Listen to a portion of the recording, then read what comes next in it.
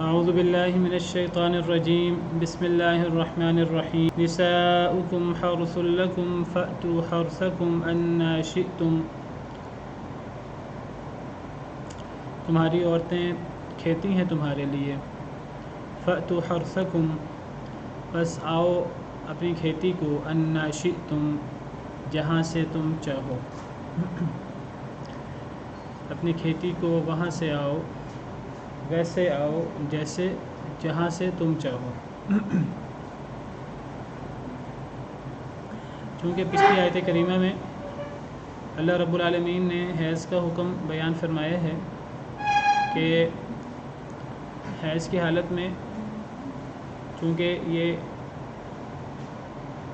پلیدگی ہے نجاست ہے لہٰذا اس حالت میں ایک تو عورتوں کو نماز سے روزہ سے دور رہنا چاہیے، مردوں کو عورتوں سے دور رہنا چاہیے مخصوص تعلق قائم کرنے میں صرف جو ہے وہ مخصوص تعلق قائم کرنے کی ممانعت ہے، لیکن اس کے علاوہ لیٹنے کی ساتھ فائدہ اٹھانے کی اجازت ہے کیونکہ پچھلی آیت کریمہ میں ہم نے پڑھا کہ اللہ نے فرمایا کہ جب تک وہ پاک نہ ہوں تب تک تم ان کے پاس نہیں آ سکتے، ان سے الگ رہو، لیکن جب وہ پاک ہو جائیں، جب وہ خوب اچھی طرح پاک ہو جائیں، غسل کر لیں، وہاں سے آؤ جہاں سے اللہ نے حکم دیا، یعنی جہاں بیوی کے ساتھ تعلق قائم کیا جاتا ہے، جہاں سے اولاد ہوتی ہے، جو اصل جگہ ہے تعلق قائم کرنے کی، تو پھر جب وہ غسل کر لیں تو پھر وہاں سے تعلق قائم کرو تو چونکہ پیچھے حیض کے بعد تعلق قائم کرنے کا ذکر موجود ہے اور پیچھے اشارہ بھی ہے کہ جہاں اللہ نے حکم دیا وہاں سے تعلق قائم کرنا ہے، تو اس آیت کریمہ میں مزید وضاحت موجود ہے۔ اللہ فرماتے ہیں کہ تمہاری عورتیں تمہارے لیے کھیتی کی حیثیت رکھتی ہیں، تو تم اپنی کھیتی کو وہاں سے آؤ جہاں سے تم چاہو، ویسے اپنی کھیتی کو استعمال کرو جیسے تم چاہو۔ تو گویا کہ اللہ تعالیٰ نے میاں بیوی کے جو ایک جائز اور ایک فطری تعلق اللہ نے رکھا ہے اور اللہ نے انسان کے اندر مرد و عورت کے اندر یہ ایک جائز فطری خواہش رکھی ہے، جنسی خواہش، ایک میلان ایک دوسرے کی طرف، اور اللہ رب العالمین کی حکمت بالغہ یہ ہے کہ اللہ نے اس سے نسل انسانی کو آگے بڑھایا ہے۔ تو اللہ فرماتے ہیں کہ یہ میاں بیوی کا یہ جو تعلق ہے تو یہ ایک فطری تعلق ہے اور اللہ نے اس تعلق کی اجازت دی ہے اور اللہ نے یہ سسٹم بنایا ہے نسل انسانی کو آگے بڑھانے کے لیے۔ تو اس تعلق کی مثال ایسے ہے جیسے کھیتی اور بیج کی مثال ہوتی ہے، جیسے کھیتی کے اندر بیج ڈالا جاتا ہے اور پھر کھیتی وہ پیدا ہوتی ہے، فصل ہوتی ہے، تو یہی مثال میاں بیوی کے تعلق کی ہے۔ تو بیوی کی حیثیت کھیتی کی ہوئی اور شوہر کی حیثیت نطفہ کی حیثیت جو ہے وہ بیج کی ہوئی۔ تو بیوی کی حیثیت تمہارے لیے کھیتی کی ہے، اللہ نے تمہارے لیے یہ جائز رکھا ہے، اس تعلق کے اندر کوئی کسی قسم کی نجاست، کوئی اس کے اندر اللہ کی نافرمانی نہیں ہے۔ جب اللہ تعالیٰ نے غیر عورتوں کے ساتھ تعلق کو حرام قرار دیا ہے، اسے زنا قرار دیا ہے اور اس کی بڑی سخت سزا رکھی ہے، تو پھر اللہ رب العالمین نے بیوی کے ساتھ تعلق قائم کرنے کو ایک اچھا عمل قرار دیا ہے اور یہ ایک فطری عمل ہے اور یہ اس کی حیثیت بیج ڈالنے کی اور کھیتی کی ہے۔ تو فرمایا تمہاری عورتیں تمہارے لیے کھیتی ہیں، آؤ اپنی کھیتی کو جہاں سے تم چاہو۔ یہاں سے بعض لوگ اس کا مطلب یہ سمجھتے ہیں کہ بیوی کھیتی ہے تو کھیتی کو انسان جہاں سے آئے جیسے آئے وہ ویسے آ سکتا ہے، آگے سے پیچھے سے۔ تو یہ سمجھنا کہ انسان جو ہے وہ جیسے مرضی تعلق قائم کر لے، ہر قسم کے تعلق کی اجازت ہے حیض کے علاوہ، تو یہ بات صحیح نہیں ہے۔ جس طرح حیض کی حالت میں بیوی سے انٹر کورس کی دخول کی ممانعت ہے شرمگاہ میں، اسی طرح اگر تعلق قائم کرنا ہے تو وہ تعلق اسی طرح قائم کیا جائے گا جس طرح اللہ نے حکم دیا ہے۔ بیوی کھیتی ہے تو کھیتی کو آؤ جہاں سے تم چاہو۔ یہ جو لفظ کھیتی ہے یہ لفظ بڑا اہم ہے۔ کھیتی وہ ہے جہاں سے فصل ہوتی ہے، تو میاں بیوی کے اندر اس تعلق کے اندر بیوی کو جب کھیتی قرار دیا تو وہ جگہ ہے جہاں سے اولاد ہوتی ہے۔ تو یہاں سے یہ مطلب لینا کہ جیسے مرضی بیوی کو استعمال کر لو اور جیسے مرضی آگے سے تعلق قائم کر لو پیچھے سے، تو یہ جائز ہے۔ بعض لوگ اس آیت کا معنی غلط سمجھتے ہیں، تو یہ اس آیت کا معنی ہرگز نہیں ہے کہ جیسے مرضی تعلق قائم کرو۔ تو گویا کہ پچھلی آیت کریمہ میں اللہ تعالیٰ نے حیض کی حالت میں دخول سے، انٹر کورس سے منع فرمایا ہے، تو اس آیت کریمہ میں گویا کہ اللہ تعالیٰ نے کھیتی کی جگہ کے علاوہ تعلق قائم کرنے سے منع فرمایا، اور اللہ نے یہ فرمایا ہے کہ بیوی کے پاس جانا ہے جا سکتے ہو۔ اللہ نے یہ سلسلہ بنایا ہے، اور اس تعلق قائم کرنے کے اندر ثواب بھی ہے۔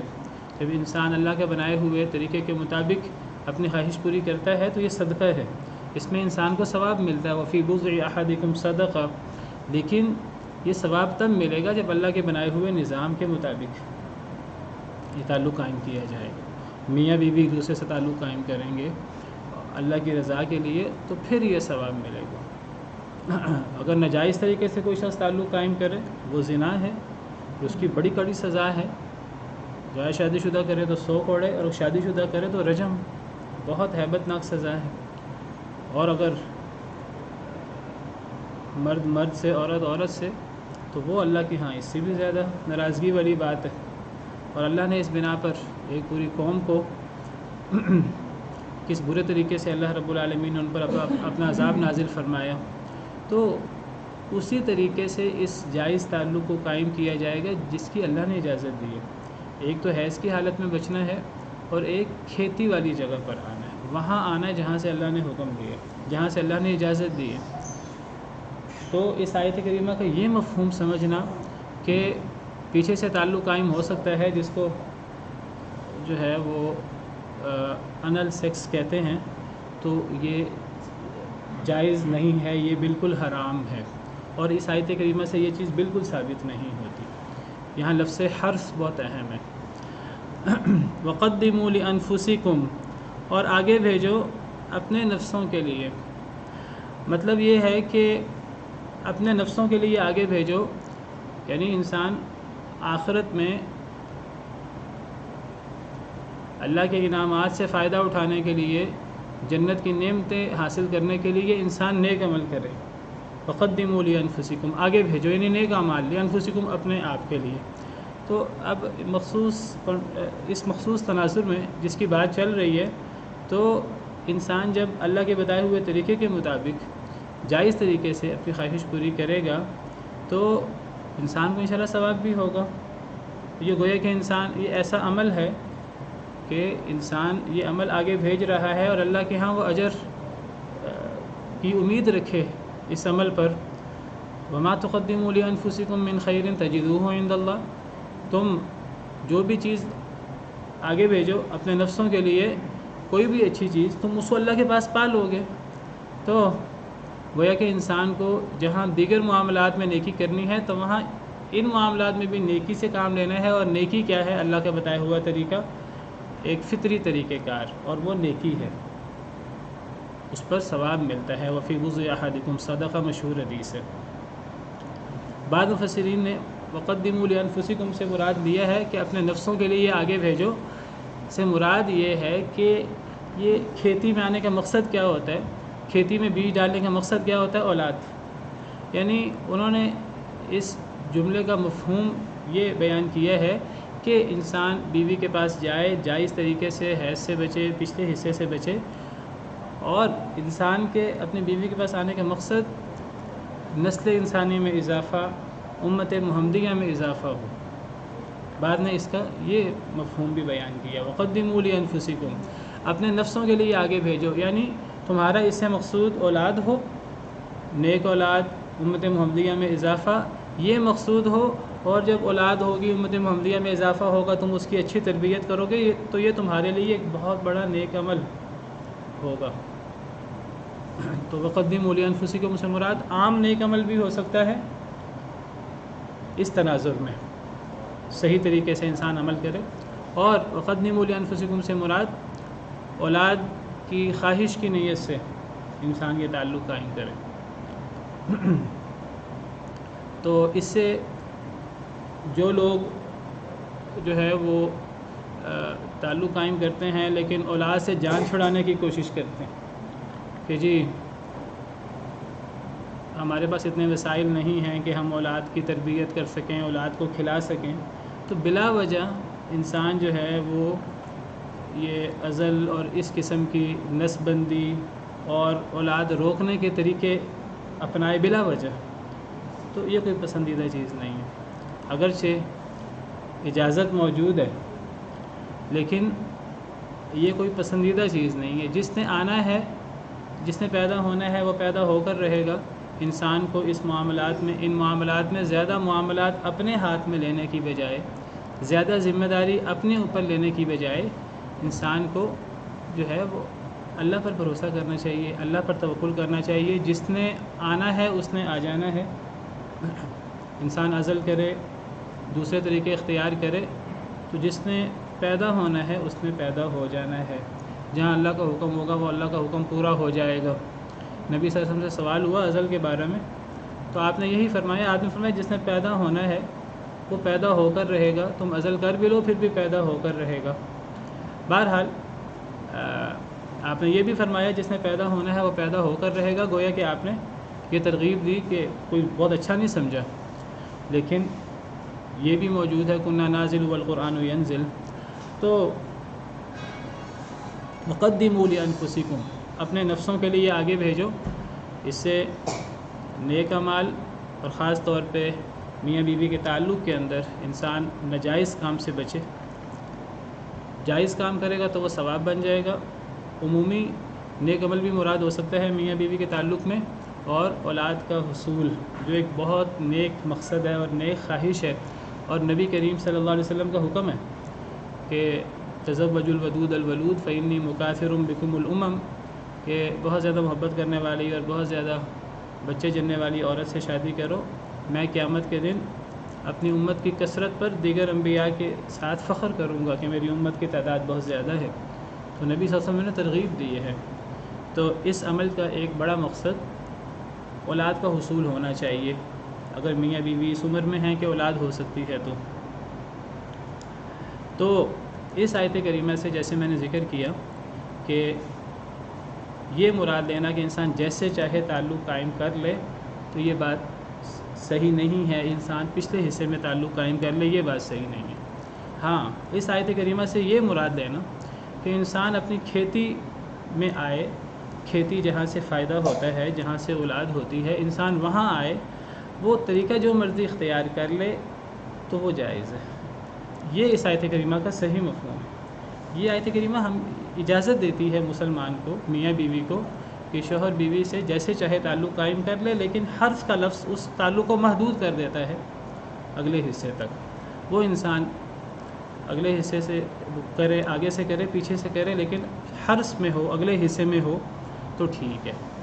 پچھلے حصے میں تعلق قائم کرنا وہ اس آیت کریمہ سے ثابت نہیں ہوتا۔ اس کے بارے میں کئی احادیث مبارکہ ہیں جس کو اسی آیت کریمہ کی تشریح سمجھنا چاہیے۔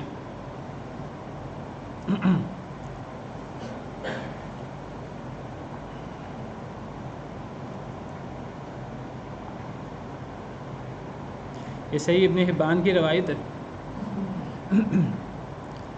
سیدنا ابن عباس رضی اللہ عنہ فرماتے ہیں کہ نبی کریم صلی اللہ علیہ وسلم نے فرمایا، لا ينظر اللہ الی رجل اتى امرأته فی دبورها، اللہ اس شخص کو قیامت کے دن نظر کرم سے دیکھے گا بھی نہیں۔ اللہ قیامت کے دن ایسے شخص سے اتنے ناراض ہوں گے کہ اللہ نظر بھی نہیں کریں گے اس شخص کی طرف۔ قیامت کے دن دیکھیے انسان کو اللہ کی نظر کرم کے علاوہ اور کیا چاہیے؟ کچھ بھی نہیں چاہیے. اللہ کی نظر کرم ہو جائے سب کچھ ٹھیک ہو جائے گا. اور اگر اللہ نے ہی نظر پھیر لی تو کیا باقی بچے گا؟ تو فرمایا اللہ قیامت کے دن اس شخص کو دیکھیں گے بھی نہیں جو اپنی بیوی سے پچھلے حصے میں تعلق قائم کرے.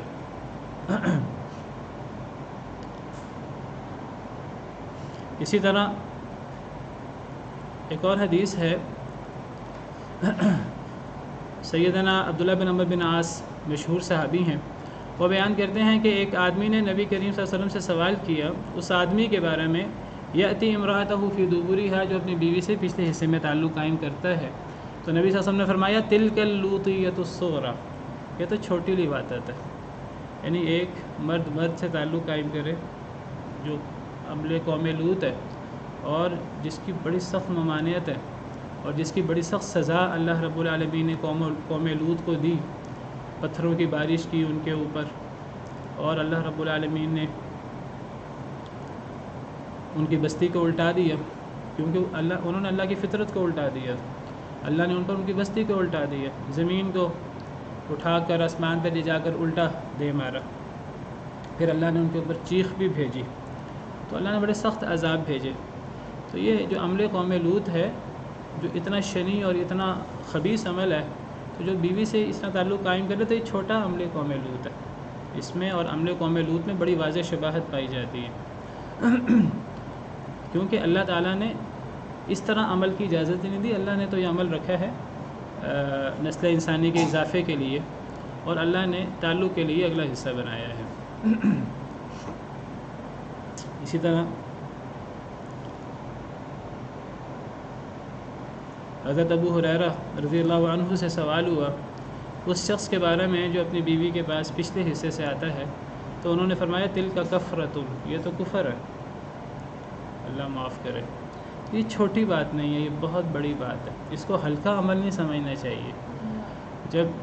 تو بعض لوگ جو ہیں وہ ان معاملات میں غیر محتاط ہوتے ہیں، حیض کی حالت میں احتیاط نہیں کرتے اور پچھلے حصے میں آنے سے احتیاط نہیں کرتے کہ بیوی کے ساتھ ہی تعلق قائم کر رہے ہیں. اللہ نے بیوی سے تعلق قائم کرنے کی اجازت دی ہے، لیکن جس طریقے سے اللہ نے اجازت دی ہے وہ کھیتی کے اندر. حدیث مبارکہ ہے سنن نبی داؤد کی،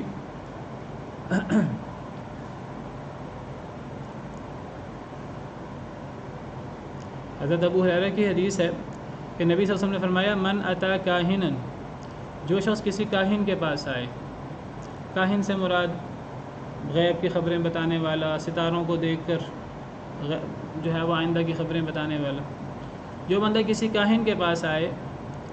اب بعض راویوں نے اضافہ کیا ہے فصدقہ بما یقول، یہ بعض راویوں نے یہ اضافہ بھی کیا ہے. بعض اس حدیث کی بعض سندوں میں یہ اضافہ ہے. ایک اصل حدیث تو یہ جو کسی کاہن کے پاس آئے اس کی سزا آگے ہے، لیکن بعض روایتوں میں اضافہ ہے پھر وہ تصدیق بھی کرے جو کاہن نے کہا ہے. اچھا، اور بعض روایات میں یہ اضافہ بھی ہے او اتا امرأتن، بعض روایات میں ہے جو اپنی بیوی کو حیض کی حالت میں آئے، اور بعض روایات میں ہے جو اپنی بیوی کو پچھلے حصے سے آئے. فقط بری بما انزل علی محمد صلی اللہ علیہ وسلم، تو وہ بری ہو گیا اس سے جو نبی کریم صلی اللہ علیہ وسلم پر نازل کیا گیا. بہت بڑی وعید ہے. یعنی جو شخص کسی کاہن کے پاس آئے اور پھر اس کی تصدیق کر دے کہ یہ کاہن جو کہتا ہے صحیح کہتا ہے، جیسے یہ خبر دیتا ہے وہ صحیح ہو جاتی ہے، اور جو بندہ اپنی بیوی کو حیض کی حالت میں آئے یا اپنی بیوی کو پچھلے حصے سے آئے، تو گویا کہ وہ نبی کریم صلی اللہ علیہ وسلم پر اترنے والی وحی کا منکر ہو گیا ہے، کیونکہ وہ اس وحی پر عمل ہی نہیں کر رہا. قرآن کریم بھی اس سے منع کرتے ہیں اور احادیث مبارکہ بھی اس سے منع کرتی ہیں. تو یہ گویا کہ وحی کا انکار کرنے کے مترادف ہے، جس طرح حضرت ابو ہریرہ نے فرمایا تلک کفرۃ. حضرت مجاہد رضی اللہ عنہ فرماتے ہیں من اتا امرأتہ فی دبرہا فہو من المرأۃ مثلہ من الرجل، جو اپنی بیوی کو پچھلے حصے سے آئے تو ایسے ہی ہے جیسے کہ کوئی مرد سے تعلق قائم کرے. پھر حضرت مجاہد نے قرآن کی آیت تلاوت کی وَيَسْأَلُونَكَ عَنِ الْمَحِيضِ قُلْ هُوَ أَذًى فَاعْتَزِلُوا النِّسَاءَ فِي الْمَحِيضِ وَلَا تَقْرَبُوهُنَّ حَتَّى يَطْهُرْنَ فَإِذَا تَطَهَّرْنَ فَأْتُوهُنَّ مِنْ حَيْثُ أَمَرَكُمُ اللَّهُ. ایک تو فَأْتُوهُنَّ مِنْ حَيْثُ أَمَرَكُمُ اللَّهُ، اس سے پتہ لگتا ہے کہ اللہ نے جہاں سے آنے کا حکم دیا وہیں سے، جہاں سے آنے کی اجازت دی ہے وہیں تعلق قائم کرنا چاہیے۔ فرمایا ان تعتزلوہن فی المحیض الفرج، کہ بیویوں سے الگ رہو حیض کی حالت میں، شرمگاہ سے الگ رہو۔ شرمگاہ کے علاوہ جیسے میں نے ذکر کیا مباشرت ہو سکتی ہے، ساتھ لیٹا جا سکتا ہے۔ پھر ایک اور آیت تلاوت کی، یہ اگلی آیت، نساؤکم حرث لکم فأتوا حرثکم انا شئتم، فرماتے ہیں قائمتاً وقائدتاً، کھڑے ہوئے بیٹھے ہوئے، ومقبلتاً آگے سے، ومدبرتاً پیچھے سے، فی الفرج لیکن اگر شرمگاہ میں ہو، اگر کھیتی میں ہو پھر اجازت ہے، ورنہ اجازت نہیں ہے۔ تو آگے سے ہو پیچھے سے ہو، پیچھے سے ممانعت نہیں ہے اگر وہ کھیتی میں ہی ہو، تو ممانعت تب ہے جب وہ کھیتی کے علاوہ پچھلے حصے میں ہو۔ حضرت ابن عباس رضی اللہ عنہ وہ شدید ناپسند کرتے تھے اگر شوہر بیوی کو پچھلے حصے میں آئے، اور وہ اس کو شدید عیب لگاتے تھے۔ اچھا، بعض لوگ جو ہیں وہ یہاں بعض صحابہ کرام کے بارے میں بیان کرتے ہیں کہ بعض صحابہ کرام نے اس کا جواز بیان کیا۔ میں نے اس لیے آپ کو بعض صحابہ کرام کا قول بھی دکھا دیا، حضرت ابو ہریرہ، حضرت ابن عباس رضی اللہ عنہ، امام مجاہد جو حضرت ابن عباس کے خاص شاگرد ہیں، کبار تابعین میں سے ہیں۔ تو بعض علماء جو ہیں وہ اس کا جواز بیان کرتے ہیں، اور وہ اس کے جواز کو سیدنا ابن عمر کی طرف منسوب کرتے ہیں، حالانکہ یہ بات صحیح نہیں ہے۔ وہ کہتے ہیں حضرت عمر نے حضرت ابن عمر رضی اللہ عنہ، نساؤکم حرث لکم فأتوا حرثکم انا شئتم وقدموا لانفسکم، اس آیت کریمہ سے یہی مراد دیا کہ پچھلے حصے میں بیوی سے تعلق قائم ہو سکتا ہے۔ یہ بات صحیح نہیں ہے۔ وہ اس کے لیے جو روایت پیش کرتے ہیں کہ حضرت ابن عمر اس کو جائز سمجھتے تھے، تو یہ روایت صحیح نہیں ہے سند کے اعتبار سے، اور ان احادیث کے خلاف بھی ہے۔ دیگر علماء کہتے ہیں اصل میں انہیں غلطی لگی ہے حضرت ابن عمر کا موقف سمجھنے میں۔ وہ کہتے ہیں حضرت ابن عمر کا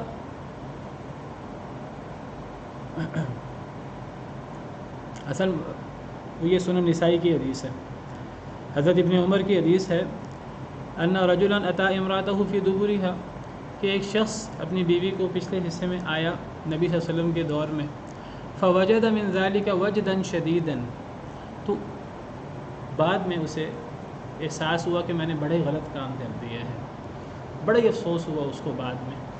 تو اللہ نے یہ آیت اتار دی، نساؤکم حرث لکم فأتوا حرثکم انا شئتم، کہ عورتیں تمہاری کھیتی ہیں، تم اپنے کھیتی میں آؤ جہاں سے تم چاہو۔ تو اس حدیث سے بعض علماء نے سمجھا ہے کہ حضرت ابن عمر رضی اللہ عنہ وہ جائز سمجھتے تھے اس آیت کریمہ کی روشنی میں، کہ ایک شخص نے یہ کام کیا نبی صلی اللہ علیہ وسلم کے دور میں، پھر جو ہے وہ بڑا ہی اس کو افسوس ہوا میں نے غلط کام کیا ہے، اللہ نے آیت اتار دی، اللہ نے آیت اتار کر بتایا کہ عمل جائز ہے، کوئی غلط بات نہیں ہے۔ اس روایت سے بعض علماء کو غلطی لگی، تو وہ کہتے ہیں کہ اصل میں اس روایت میں جو لفظ فی دبرہا ہے، یہ فی کی بجائے اصل لفظ من دبرہا ہے، اصل لفظ کیا ہے؟ من دبرہا، اسے سارا مسئلہ حل ہو جاتا ہے کہ ایک آدمی نبی صلی اللہ علیہ وسلم کے دور میں اپنی بیوی کے پاس آیا پچھلے حصے سے، پچھلے حصے میں نہیں، پچھلے حصے سے آیا، کھیتی میں آیا، پھر اسے محسوس ہوا بہت زیادہ، اور اگر یہ معنی کریں تو صحیح احادیث سے اس کی مطابقت بھی ہو جاتی ہے۔ اور یہ شخص کون؟ حضرت عمر رضی اللہ عنہ، صحیح حدیث سے پتہ لگتا ہے، صحیح بخاری وغیرہ میں شاید حدیث ہے کہ حضرت عمر سے یہ کام ہوا تھا کہ ایک دفعہ انہوں نے بیوی سے تعلق قائم کیا کھیتی میں ہی، لیکن پچھلی طرف سے تعلق قائم کیا، تو بڑا ہی ان کو افسوس ہوا۔ نبی صلی اللہ علیہ وسلم کے پاس آئے اور آ کر کہنے لگے میں تو ہلاک ہو گیا، مجھ سے تو بڑی غلطی ہو گئی، تو یہ آیت نازل ہوئی۔ تو اس آیت کے مفہوم کو سمجھنے میں غلطی لگی ہے یہ فی اور من سے، تو اصل میں یہ لفظ من دبرہا ہے، اور اگر فی ہے تو فی من کے معنی میں ہے۔ عربی زبان میں یہ جو حروف جار ہیں یہ ایک دوسرے کی جگہ پر آ جاتے ہیں اور ایک دوسرے کا معنی دے دیتے ہیں، تو اس قسم کی چیزوں کو تمام روایات کو اکٹھا کر کے سمجھنا چاہیے۔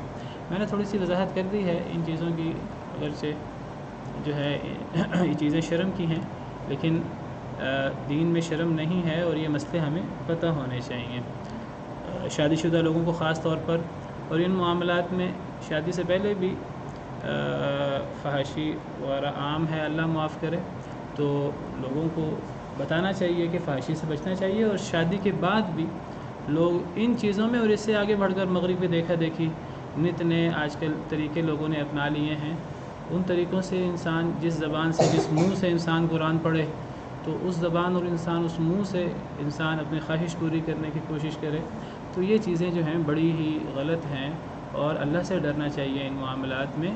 یہ ولا تقربوا الفواحش ما ظهر منها وما بطن کے اندر آتا ہے، تو انسان اپنی بیوی سے ہر طریقے سے تعلق قائم کر سکتا ہے۔ انسان کھیتی میں تعلق قائم کرے، جس طریقے سے بھی کرنا چاہے، حیض سے بچے، پچھلے حصے سے بچے، اور انسان اس کے علاوہ بھی تعلق قائم کر سکتا ہے۔ لیکن یہ جو آج کل جو طریقے اپنا لیے ہیں مغرب نے اور انٹرنیٹ پہ ان کی دیکھا دیکھی، ہمارے ہاں بھی شادی شدہ جوڑے جو ہیں وہ ان طریقوں کو اپنانے کی کوشش کرتے ہیں، تو یہ چیزیں ناجائز ہیں۔ ان چیزوں سے حد الامکان بچنا چاہیے۔ انسان جس زبان سے اللہ کا ذکر کرتا ہے، قرآن پڑھتا ہے، انسان اس زبان اور اس منہ سے یہ غلط کام کیسے کر سکتا ہے؟ تو وقدموا لانفسکم، یہ جملہ اہم ہے اس معاملات میں، کہ ان معاملات میں انسان کو نیکی کو مد نظر رکھنا چاہیے، اللہ کے حکم کو مد نظر رکھنا چاہیے۔ انسان یہ کام کرے، اپنی خواہش پوری کرنے والا انسان اس کام سے بھی اس کو نیک عمل سمجھ کر آگے بھیجے اللہ کے پاس، اور اللہ کے ہاں اجر کا امیدوار ہو۔ وقدموا لانفسکم واتقوا اللہ واعلموا انکم ملاقوہ، اور ڈر جاؤ اللہ تعالیٰ سے اور جان لو انکم ملاقوہ، کہ بے شک تم اللہ سے ملاقات کرنے والے ہو۔ اچھا، بھی حضرت ابن عمر کا ذکر آیا تھا، تو حضرت ابن عمر کے بارے میں صحیح سند سے یہ بھی مروی ہے کہ حضرت ابن عمر سے کسی نے سوال کیا، وہ عام طور پہ بیان نہیں کرتے، اصل میں جس نے اس کو جائز قرار دینا ہوتا ہے وہ حضرت ابن عمر کا یہ لے لیتا ہے۔ حضرت ابن عمر سے سوال ہوا، یہ حدیث موجود ہے، کوئی بیان نہیں کرتا کہ کیا کوئی شخص بیوی سے پچھلے حصے میں تعلق قائم کر سکتا ہے؟ حضرت ابن عمر کہنے لگے کیا کوئی مسلمان یہ کام کر سکتا ہے؟ او یفعلہ مسلم، یہ کوئی بیان نہیں کرتا، حالانکہ یہ حضرت ابن عمر سے صحیح سند سے مروی ہے۔ اور دوسری بات، اس کی سند ضعیف ہے یا وہ فی اور من کا مسئلہ ہے، تو ہر ممکن طور پہ بچنا چاہیے اس سے۔ تو سیدنا ابن عمر رضی اللہ عنہ سے مروی ہے کہ کیا یہ کام کوئی مسلمان کر بھی سکتا ہے، صحیح سند سے مروی ہے۔ اور پھر ایک بات اور بڑی اہم ہے کہ دیکھیے اللہ تعالیٰ نے حیض کی حالت میں منع کر دیا ہے کہ کوئی شخص بیوی کے پاس جائے، بیوی سے دخول کرے، تو حیض جو ایک عارضی نجاست ہے، عارضی نجاست میں اللہ تعالیٰ نے منع کر دیا، اور ایک چیز جو دائمی نجاست ہے، جس سے نجاست کبھی بھی دور نہیں ہوتی، تو وہاں جائز ہوگا۔ تو یہ بات اسلامی اخلاق عالیہ کے متصادی میں بالکل، کہ وہ اسلام جو ایک عارضی نجاست سے، عارضی نجاست کے وقت منع کر دے کہ بیوی سے حیض کی حالت میں آپ دور رہیں، تو وہ پچھلے حصے میں تعلق قائم کرنے کی اجازت دے گا جو دائمی نجاست کا مقام ہے، اور جس میں تعلق قائم کرنے میں کوئی فائدہ نہیں ہے کسی قسم کا۔ تو بہرحال فرمایا وقدموا لانفسکم، اپنے نفسوں کے لیے آگے بھیجو، واتقوا اللہ واعلموا انکم ملاقوہ، اللہ سے ڈر جاؤ اور جان لو کہ بے شک تم اللہ سے ملاقات کرنے والے ہو۔ ان معاملات میں خاص طور پر انسان اللہ سے ڈرے، جس طرح انسان زنا سے ڈرتا ہے، اسی طرح میاں بیوی کے تعلقات میں بھی انسان ناجائز طریقوں سے اللہ سے ڈرے، اور ایسے ہی جیسے انسان زنا کرے تو اس سے اللہ ناراض ہوتے ہیں، تو ان معاملات میں اگر انسان اللہ کی نافرمانی کرے تو انسان کو اسی طرح اللہ سے ڈرنا چاہیے۔ اللہ سے ڈر جاؤ، جان لو کہ تم نے اللہ سے ملنا ہے۔ وبشر المؤمنین، اور بشارت دے دیجئے ایمان والوں۔ ایمان والے جب یہ آیات سمجھ لیں گے یا احادیث مبارکہ سن لیں گے، پھر ایک مومن کبھی یہ کام نہیں کر سکتا۔ جو ایمان لاتے ہیں اللہ اور رسول پر، اور اللہ اور رسول پر ایمان لا کر اپنی ہر قسم کی منمانی خواہش پوری کرنے سے بچ جاتے ہیں، اصل ایمان اسی کا نام ہے، ایسے لوگوں کو بشارت دے دیجیے۔ وَلَا تَجْعَلُوا اللَّهَ عُرْضَةً لِأَيْمَانِكُمْ أَن تَبَرُّوا وَتَتَّقُوا وَتُصْلِحُوا بَيْنَ النَّاسِ، اور نہ تم بناؤ اللہ کو نشانہ اپنی قسموں کا، ان تبروا، یہ کہ تم نیکی کرو، وتتقوا، اور تم تقوی اختیار کرو، وتصلحوا، اور تم صلح کراؤ، بین الناس، لوگوں کے درمیان۔ اللہ کو اپنی قسموں کا نشانہ نہ بناؤ کہ کہیں ایسا نہ ہو کہ تم نیکی کرو. یہ ان کے بعد نا یہاں لا محذوف نکالنا پڑے گا. یعنی نیکی نہ کرنے کے لیے اللہ کو اپنی قسموں کا نشانہ نہ بناؤ. تقوی اختیار نہ کرنے کے لیے اللہ کو اپنی قسموں کا نشانہ نہ بناؤ. لوگوں کے درمیان صلح نہ کرانے کے لیے اللہ کو اپنی قسموں کا نشانہ نہ بناؤ. اگر ہم یہاں لا نہیں نکالیں گے تو معنی بنے گا نہیں. پھر مطلب کیا بنے گا کہ تم اللہ کو اپنی قسموں کا نشانہ نہ بناؤ یہ کہ تم نیکی کرو.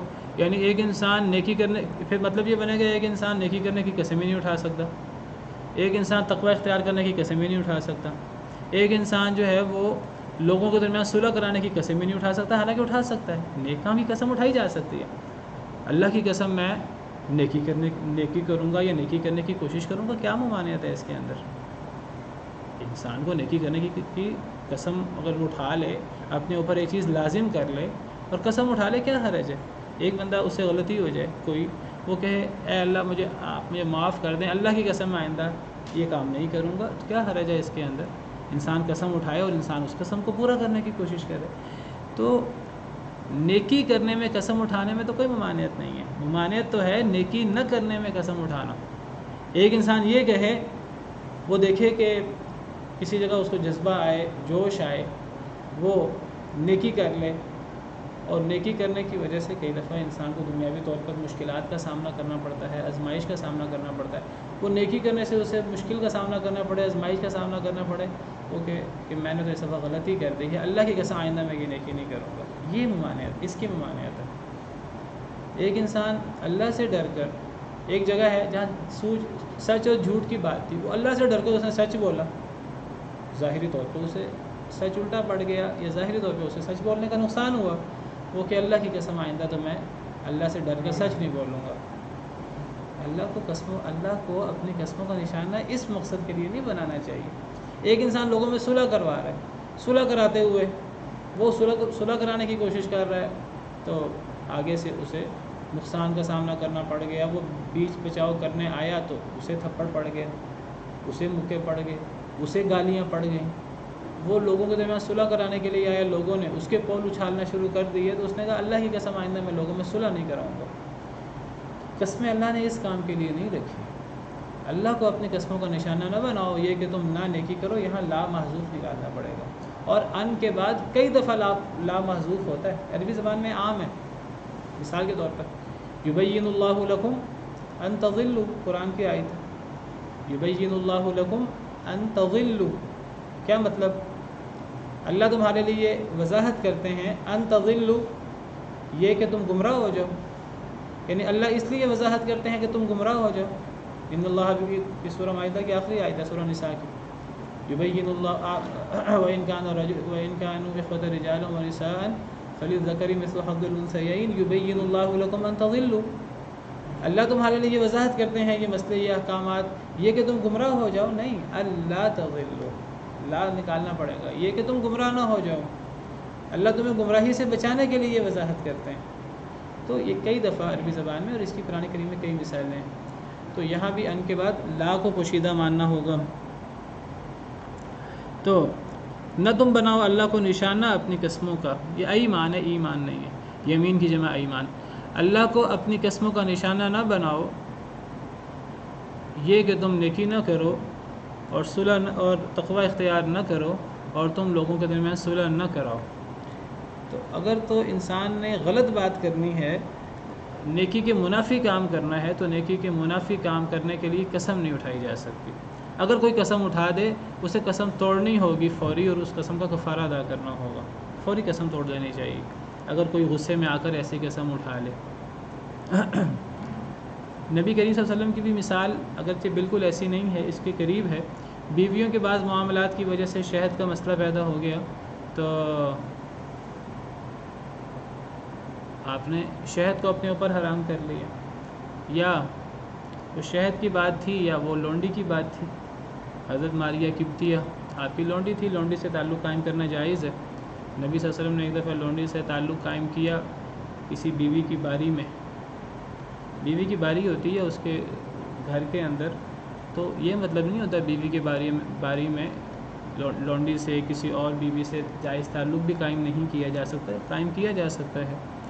تو یہ مسئلہ ہوا، بیوی کو علم ہو گیا تو بیوی آگے سے آپ سے بحث و مباحثہ کرنے لگی، تو آپ نے کہہ دیا، اس کو اپنے اوپر حرام کر لیا، آپ نے فرمایا کہ میں آئندہ اس لونڈی کے پاس نہیں جاؤں گا۔ تو یہ لونڈی کی بات تھی یا وہ شہد کی بات تھی، اختلاف ہے مفسرین میں۔ تو اللہ تعالیٰ نے قرآن کی آیت اتار دی، یا ایھا النبی لما، تو آپ نے قسم اٹھا لی، یعنی جو چیز اللہ نے جائز کی ہے آپ پر، آپ نے اس کے خلاف قسم اٹھا لی کہ یہ شہد یا یہ لونڈی مجھ پر حرام ہے آئندہ کے لیے، اللہ کی قسم آئندہ اس کے قریب نہیں جاؤں گا۔ تو اللہ نے قرآن کی آیت اتار دی، یا ایھا النبی لما تحرم ما احل اللہ لک، اے نبی آپ اپنے اوپر وہ چیز کیوں حرام کرتے ہیں جو اللہ نے آپ کے لیے حلال کی ہے، تبتغی مرضات ازواجک، بیویوں کو راضی کرنا چاہتے ہیں۔ اللہ غفور الرحیم، اللہ معاف کرنے والا، رحم کرنے والا، اللہ نے معاف کر دیا، لیکن قد فرض اللہ لکم تحلۃ ایمانکم، اللہ نے فرض کیا تم پر تمہاری قسموں کو توڑنا، ایسی قسموں کو توڑ دینا چاہیے فوری، کفارہ ادا کر دینا چاہیے فوری۔ تو اگر یہ قسم بھی کوئی اٹھائی جائے اس قسم کی، تو اس قسم کو فوری توڑ دیا جائے گا اور اس کا کفارہ دیا جائے گا، 10 مسکینوں کو کھانا کھلانا، یا 10 مسکینوں کو کپڑے پہنانا، یا غلام آزاد کرنا، اور اگر یہ تینوں کام میں سے کوئی کام نہ ہو سکے تب پھر 3 دن کے روزے رکھنا۔ واللہ سمیع علیم، اللہ تعالیٰ سننے والے جاننے والے ہیں۔ لا یؤاخذکم اللہ باللغو فی ایمانکم، نہیں مواخذہ کرتے تمہارا اللہ تعالیٰ باللغو فی ایمانکم، تمہاری لغو قسموں میں، ولکن یؤاخذکم بما کسبت قلوبکم، لیکن مواخذہ کرتے ہیں اللہ تمہارا ساتھ اس کے جو کسب کیا تمہارے دلوں نے۔ اللہ تمہاری لغو قسموں پر مواخذہ نہیں کرتے، اللہ ان قسموں کا مواخذہ کرتے ہیں جو تم دل سے قسمیں اٹھاؤ، جو تمہارے دلوں نے باقاعدہ کمائی کر کے قسمیں اٹھائی ہیں، یعنی باقاعدہ ارادہ باندھ کر قسمیں اٹھائی ہیں۔ دوسری آیت میں ہے وَلَكِنْ يُؤَاخِذُكُمْ بِمَا عَقَّدتُّمُ الْأَيْمَانَ، اللہ ان قسموں کا مواخذہ کرتے ہیں جس پہ تم نے گرہ باندھی ہے تمہارے قسموں کی۔ تو جو دل کے ارادے سے قسم اٹھائی جائے اس پر پکڑ ہوتی ہے، اس کا کفارہ ہوتا ہے۔ جو دل کے ارادے سے قسم نہ اٹھائی جائے، جو لغو قسم ہے، جو ایک زبان پر آئی ہوتی ہے اور لوگ غیر ارادی طور پر جو ہے تکیہ کلام کے طور پر لوگ قسم اٹھا لیتے ہیں، عرب لوگ واللہ باللہ کئی دفعہ تکیہ کلام کے طور پر بغیر ارادے کے بھی قسم اٹھا لیتے ہیں۔ تو ہمارے ہاں کئی لوگ ایمان سے اور ان کا تکیہ کلام ہوتا ہے، تو ایسی لغو قسموں پر پکڑ نہیں ہوتی، بچنا چاہیے ویسے ایسے لغو قسموں سے بھی۔ کوئی ایسی لغو قسم اٹھا لے تو اس کا مواخذہ نہیں ہوتا، اس کا کفارہ بھی نہیں ہوتا، کفارہ اس قسم کا ہوتا ہے جس پر دل کا برا ارادہ ہو۔ واللہ غفور حلیم، اللہ تعالیٰ بہت بخشنے والے، بہت بردبار ہیں۔ تو یہ قسم کی بات ہے کچھ، پھر آگے میاں بیوی کے درمیان اگر قسم کی بات ہو جس کو ایلا کہتے ہیں، اس کا ذکر انشاءاللہ کل آئے گا۔ آج وقت ختم ہو گیا ہے۔ سبحان ربک رب العزت عما یصفون وسلام علی المرسلین والحمد للہ رب العالمین۔